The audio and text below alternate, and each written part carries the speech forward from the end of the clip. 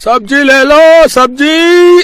घिया, तोरी, टिंडा, आलू, बैगन, प्याज, गोभी, मटर, टमाटर। सब्जी ले लो, सब्जी।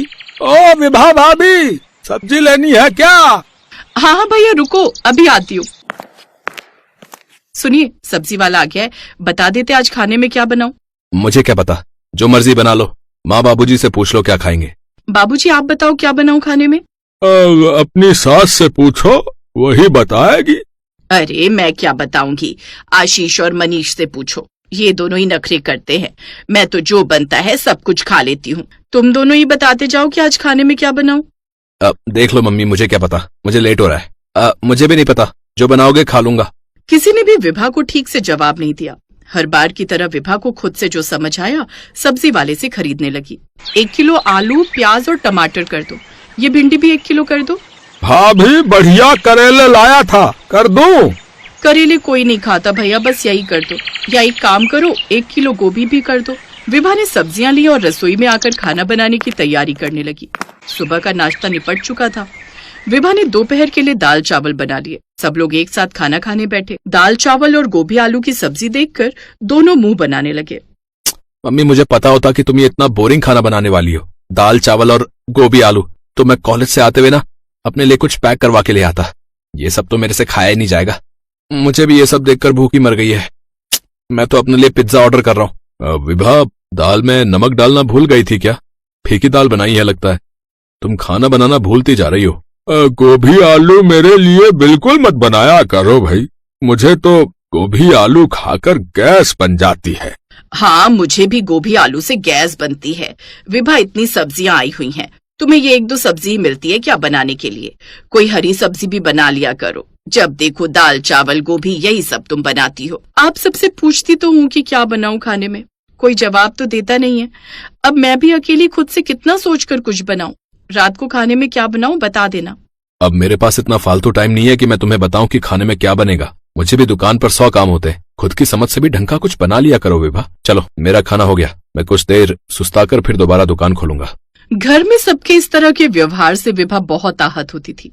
जब भी विभा घर में पूछती कि खाने में क्या बनाऊं, तो उस समय तो सब कह देते कि हमें नहीं पता, और जब विभा अपनी समझ से कुछ बना लेती तो सबका मुंह बन जाता। इस वजह से विभा परेशान भी बहुत रहने लगी। सुबह मेथी आलू की सब्जी बनाई थी, किसी ने भी नहीं खाई। अब मैं सबसे पूछ रही हूँ, फिर रात में अगर मैंने कुछ बनाया तो सब मुंह बनाओगे। बहू, राजेश से पूछो वो क्या खाएगा। तुम्हें जो बनाना है बना लो। भाभी क्या सब्जी दूं? आज ये मशरूम लाया था, दे दूं? मशरूम? हाँ, ये सब्जी तो बच्चे शौक से खाएंगे। 2 पैकेट मशरूम दे देना और मटर भी कर दो। विभा ने मशरूम, मटर और बाकी कुछ अलग अलग सब्जियां ली और राजेश से पैसे मांगे तो राजेश गुस्से में आ गया। सुनिए, वो सब्जी वाले को 300 रुपए देने हैं। क्या कहा? 300 रुपए? अरे ऐसा भी क्या ले लिया? रोजाना तो तुम इतनी महंगी सब्जी लेती नहीं हो, आज क्या खरीदा है? वो बच्चे मशरूम मटर की सब्जी शौक से खा लेंगे, सोचा घर में सबको पसंद है तो यही बना लूं। मशरूम मटर तो सबको अच्छे लगते हैं। तुमसे किसने कहा कि सबको पसंद है? मुझे तो इतने अच्छे नहीं लगते। मैं तो जीरे वाले आलू से भी रोटी खा लेता हूँ। बेकार के खर्च करती रहती हो। अरे कभी कमाकर भी देखो कि कैसे पैसे कमाए जाते हैं। बहू, मेरे लिए तो तुम चटनी रोटी भी दे दिया करो, तो मैं वो भी जो है शौक से खा लेता हूँ। फालतू के खर्च मत करा करो। हाँ, मूंग की दाल डालकर खिचड़ी भी बना लोगी तो वो भी हमें पसंद है। बनाने से पहले पूछ लिया करो। ये सब खर्च करके तुम राजेश की चिंता बढ़ा देती हो। विभा, कम से कम एक बार बनाने से पहले पूछ तो लिया करो। अपने दिमाग से कुछ भी मत बनाने की सोचा करो। मम्मी, आपने बेकार में मशरूम मटर खरीद लिए। मेरे तो आज दोस्त के घर पार्टी है, उसका बर्थडे है तो मैं वहां जाऊंगा। मैं रात को घर पर खाना नहीं खा रहा हूँ। मम्मी, मशरूम मटर रहने दो, वो तुम ढंग का कुछ खाने का तो बनाती नहीं हो। इसलिए मैंने शाम को अपने दोस्त को बोल दिया था कि वो हम सब के लिए ना अपने घर में बटर चिकन बना रहा है। अब आप तो नॉनवेज बनाते नहीं हो, अब मेरे फ्रेंड के घर बनता है तो मैंने उसे बोल दिया। मैं तो वहीं बटर चिकन खाने वाला हूँ। बाकी आप दादी दादू से पूछ लो, अगर ये लोग मशरूम मटर कहते हैं तो आप इनके लिए बना लेना। देखा, फालतू के पैसे लग गए ना। तुम भी अपने दिमाग से कुछ भी करती रहती हो। अरे कम से कम पूछ लिया करो। ये सब करके तुम पैसों की बर्बादी करती हो।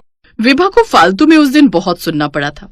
विभा की बेटी शिखा, जो भाइयों में सबसे बड़ी थी, उसका ससुराल शहर में ही था। वो अपनी माँ को इस तरह से घर में पिसते हुए कई सालों से देखते आ रही थी। वो अचानक ही उस समय घर आई और उसने सारी बातें सुन ली। मम्मी, एक काम करो, कल से तुम रसोई में कुछ भी नहीं बनाओगी। जिसको जो खाना है अपने आप बनाएगा। बहुत हो चुका, मैं नहीं चाहती कि इन सब की टेंशन लेकर आप बीमार पड़ जाओ। जब देखो आप इसी चिंता में लगे रहते हो कि क्या बनाऊं खाने में, क्या बनाऊं खाने में। जब देखो आप इन सब के बारे में ही सोचती रहती हो। अरे शिखा, ऐसे नहीं बोलते, गुस्सा क्यों हो रही है? मम्मी, गुस्सा होने की तो बात है। आज नहीं लड़ोगी अपने लिए तो कभी नहीं लड़ पाओगी।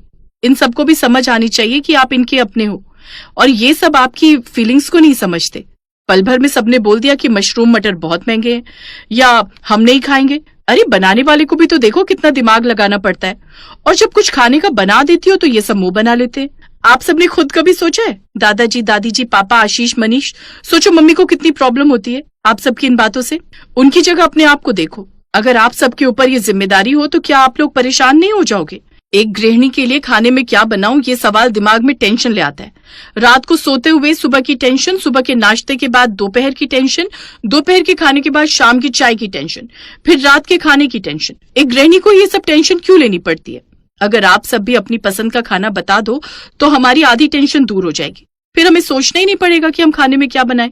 शादी के बाद मैंने भी मम्मी की उस प्रॉब्लम को समझा। शादी से पहले मैं भी इन सब बातों को नहीं समझती थी, पर अब मेरे साथ भी ऐसा ही होता है। इसलिए मैंने अपने ससुराल में कुछ रूल्स बना लिए और मैं चाहती हूँ कि यहाँ भी यही रूल्स फॉलो हो। शिखा की बातों का उसके परिवार पर बहुत गहरा असर हुआ और सबने शर्मिंदगी से अपने सिर झुका लिए। सबको अपनी गलती का एहसास हुआ और उन्होंने अपने व्यवहार को बदला, और उसी पल से सबने विभा को महत्व देना शुरू कर दिया। अगले दिन जब सब्जी वाला दरवाजे पर आया तो विभा को पूछने की जरूरत ही नहीं पड़ी। अरे बहू, सब्जी वाला आया है तो मटर और आलू ले लो। आज दोपहर के खाने में मटर आलू की सब्जी बना लेना। तुम्हारे बाबूजी बहुत दिनों से कह रहे थे। उस दिन के बाद विभा को कोई परेशानी नहीं हुई, क्योंकि आज खाने में क्या बनाऊं शब्द दोहराने की दोबारा कभी जरूरत ही नहीं पड़ी।